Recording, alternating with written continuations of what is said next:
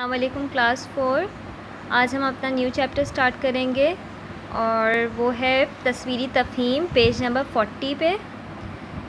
اچھا، تصویری تفہیم کیا ہوتی ہے؟ آپ کو پکچر دی جاتی ہے اور اس پکچر سے ریلیٹڈ آپ سے کوشچن کیے جاتے ہیں جس کے آپ کو جوابات دینے ہوتے ہیں۔ ٹھیک ہے، پہلے ہم جو ہے اس کو پڑھ لیتے ہیں۔ امی غصے سے: علی یہ سب چھوڑو، کل امتحان ہے، پڑھائی کرو۔ ٹھیک ہے، علی کیا کر رہا ہے؟ وہ لیپ ٹاپ یوز کر رہا ہے اور اس کی امی غصے میں اسے کہہ رہی ہیں کہ آپ یہ سب چیزیں چھوڑ دیجئے کیونکہ کل آپ کے پیپرز ہیں، تو لہٰذا آپ جو ہے اس کی تیاری کریں۔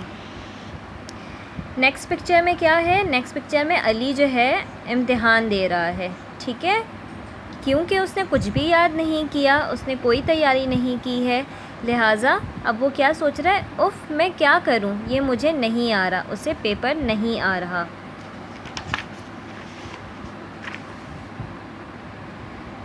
ٹیچر: خاموشی سے اپنا اپنا کام ختم کریں، صرف 10 منٹ بچے ہیں۔ یہ ٹیچر ہیں، ٹیچر کیا کہہ رہی ہیں؟ صرف 10 منٹ باقی ہیں، سب اپنا اپنے پیپرز خاموشی کے ساتھ جلدی جلدی کمپلیٹ کر لیں۔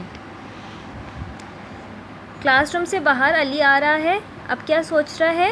کاش میں امی کا کہنا مانتا، اسکرین کا کم استعمال کرتا، کاش۔ اب کیا وہ سوچ رہا ہے کہ کاش میں لیپ ٹاپ، موبائل اور ٹی وی ان چیزوں کا کم استعمال کرتا تو آج میں پیپر زیادہ بہتر طریقے سے دے پاتا۔ اچھا جی، اب یہ علی گھر پر ہے، علی کی امی جو ہے اس کا رزلٹ دیکھ رہی ہیں۔ ٹھیک ہے، امی مجھے معاف کر دیجئے، آئندہ وقت پر پڑھائی کروں گا۔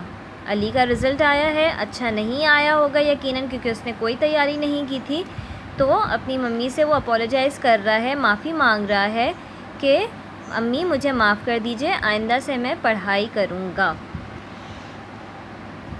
اچھا جی، یہاں پر امی علی کو گلے لگاتے ہوئے: صحیح وقت پر صحیح کام کرنے میں ہی کامیابی ہے۔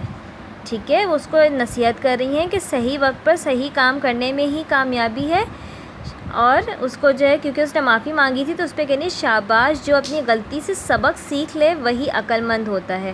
یعنی اس نے مسٹیک کی تھی، اس کی غلطی تھی کہ اس نے اپنی ممی کا کہنا نہیں مانا، تو اس کو اس کی ممی سمجھاتے ہوئے کہہ رہی ہیں کہ جو اپنی غلطی سے سبق سیکھ لے وہی جو ہے عقل مند انسان کہلاتا ہے۔